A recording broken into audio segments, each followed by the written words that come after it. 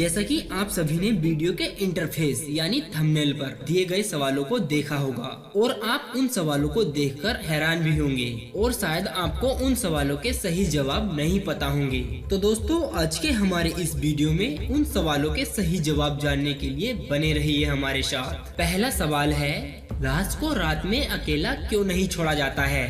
दूसरा सवाल है, महिलाएं शमशान घाट में क्यों नहीं जाती हैं? तीसरा सवाल है, जिंदगी में पति अपनी पत्नी की क्या चीज नहीं देख पाता है? और चौथा सवाल है, शिव का लिंग क्या होता है? और दोस्तों लास्ट में पांचवा सवाल है, रात में कुत्ते क्यों रोते हैं? तो चलिए शुरू करते हैं। पहला सवाल, रात में लाश को अकेला क्यों नहीं छोड़ा जाता है? दोस्तों जैसा कि आप सभी लोग जानते होंगे कि व्यक्ति के मरने के बाद जो क्रिया की जाती है वह अंतिम संस्कार होता है, लेकिन अगर आपने ध्यान दिया हो तो, और शायद आप लोग यह भी जानते होंगे कि रात के समय में अंतिम संस्कार नहीं किया जाता है। दोस्तों क्या आपने कभी अपने जीवन में यह सोचा है कि मृत व्यक्ति का अंतिम संस्कार रात के समय क्यों नहीं किया जाता है? दोस्तों जिस व्यक्ति की मृत्यु सूर्य अस्त होने के बाद होती है तो उस मृत व्यक्ति को शमशान घाट नहीं ले जाया जाता है, बल्कि वहीं उसी घर में उस मृत व्यक्ति की देखभाल की जाती है। दोस्तों ऐसा सोचने पर अजीब सा तो लगता है, लेकिन आगे जो हम लोग जानने वाले हैं उसे सुनकर आप लोगों को भी यकीन नहीं होगा। दोस्तों हमारे हिंदू धर्म शास्त्रों के अनुसार यदि सूर्य अस्त होने के बाद किसी व्यक्ति की मृत्यु हो जाती है तो उस मृत व्यक्ति के शरीर को एक तुलसी के पौधे के पास रखा जाता है और उसे अकेला नहीं छोड़ा जाता है। हम लोग ऐसा इसलिए करते हैं क्योंकि उस मृत शरीर की आत्मा वहीं कहीं भटक रही होती है और हम सभी को देखती रहती है। और हमारे धर्म शास्त्रों के अनुसार ऐसा भी माना जाता है कि मृत्यु होने के बाद शरीर खाली हो जाता है।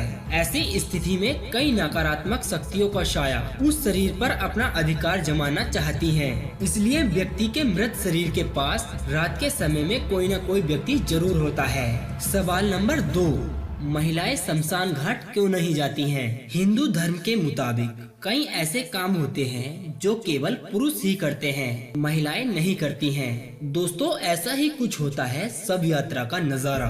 आपने अक्सर अंतिम यात्रा में कई लोगों को जाते हुए देखा होगा।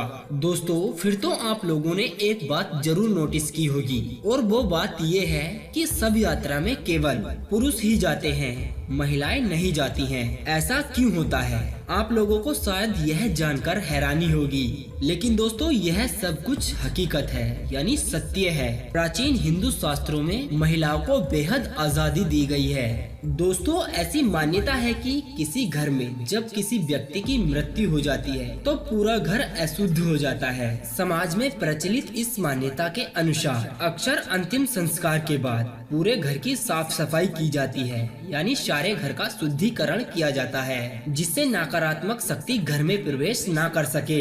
इसलिए इन्हीं सभी घर के कामों को करने के लिए महिलाओं को घर पर रखा जाता है। और दोस्तों ऐसी भी मान्यता है कि प्रेत आत्मा सबसे पहले महिलाओं को अपना निशाना बना लेती हैं। इसी कारण महिलाओं को शमशान घाट नहीं ले जाया जाता है। और हमारे धर्म शास्त्रों के अनुसार जो भी व्यक्ति मृत व्यक्ति के शरीर का अंतिम संस्कार करता है उस व्यक्ति को अपने सर के बालों को कटवाकर गंजा होना पड़ता है, और गंजापन महिलाओं को नहीं सुहाता है, इसलिए महिलाओं को अंतिम संस्कार में शमशान घाट नहीं ले जाया जाता है। दोस्तों तीसरा सवाल है, अपने जिंदगी में पति अपनी पत्नी की क्या चीज नहीं देख सकता है? आप लोग इस सवाल को जानकर काफी हैरान होंगे, लेकिन ये सत्य है। दोस्तों पति अपनी पत्नी का विधवा रूप अपनी जिंदगी में नहीं देख पाता है, क्योंकि पत्नी जब विधवा हो जाती है तो उसके इस रूप को देखने के लिए उसका पति इस संसार में नहीं होता है। अगर आपका इस सवाल के बारे में कोई और जवाब हो तो आप हमें कमेंट के माध्यम से बता सकते हैं। और दोस्तों चौथा सवाल है, शिव का लिंग क्या होता है? दोस्तों अन्य धर्म के लोग अपने छोटे छोटे बच्चों को यह बताते हैं कि हिंदू धर्म के लोग शिव के लिंग की पूजा करते हैं। हम आपको बता दें कि हर किसी व्यक्ति को संस्कृत का ज्ञान नहीं होता है। आइए हम आपको इसका अर्थ बताते हैं और आपको भ्रम में पड़ने से बचाने की कोशिश करते हैं। दोस्तों, आज के बाद आपको शिवलिंग का सही अर्थ और उसका मतलब पता लग जाएगा, तो इस वीडियो में अंत तक बने रहिएगा। दोस्तों, शिवलिंग एक संस्कृत शब्द है जिसमें लिंग का मतलब होता है प्रतीक, यानी शिवलिंग का मतलब हुआ शिव का प्रतीक, यानी एक ऐसी चीज जिसको हम शिव मानकर उसकी पूजा करते हैं, अर्चना करते हैं। और दोस्तों, अंत में 5वां सवाल है कि रात में कुत्ते क्यों रोते हैं।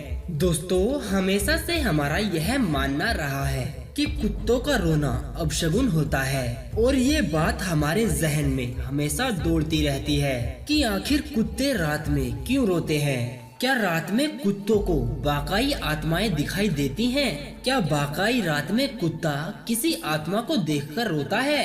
रात में कुत्ते के रोने पर ज्योतिष शास्त्र क्या कहते हैं, आइए जानते हैं। कुत्ते के रोने पर ज्योतिष कहते हैं कि रात में कुत्ते का रोना बेहद ही अशुभ होता है। यही वजह होती है कि जब कोई कुत्ता रात्रि के समय रोता है तो उस कुत्ते को वहां से मारकर भगा दिया जाता है। ज्योतिषों का मानना है कि कुत्ते जब रोते हैं जब उसे आसपास कोई आत्मा दिखाई देती है या फिर कुत्ते को किसी संकट का आभास होता है, तब भी वह रोना शुरू कर देता है। जी हाँ दोस्तों, ज्योतिषों के अनुसार कुत्ते को आने वाले संकट का पहले ही एहसास होने लग जाता है। इतना ही नहीं, अगर कुत्ता लगातार रोता रहता है तो यह तक मान लिया जाता है कि वह किसी की मृत्यु होने का संकेत दे रहा है। लेकिन दोस्तों, विज्ञान इन सभी बातों को मानने से साफ इनकार करता है। दोस्तों, वैज्ञानिक कहते हैं कि कुत्ते रात में रोते नहीं हैं, बल्कि हाउल करते हैं। कुत्ते जब रात में हाउल करते हैं तो इसका अर्थ यह होता है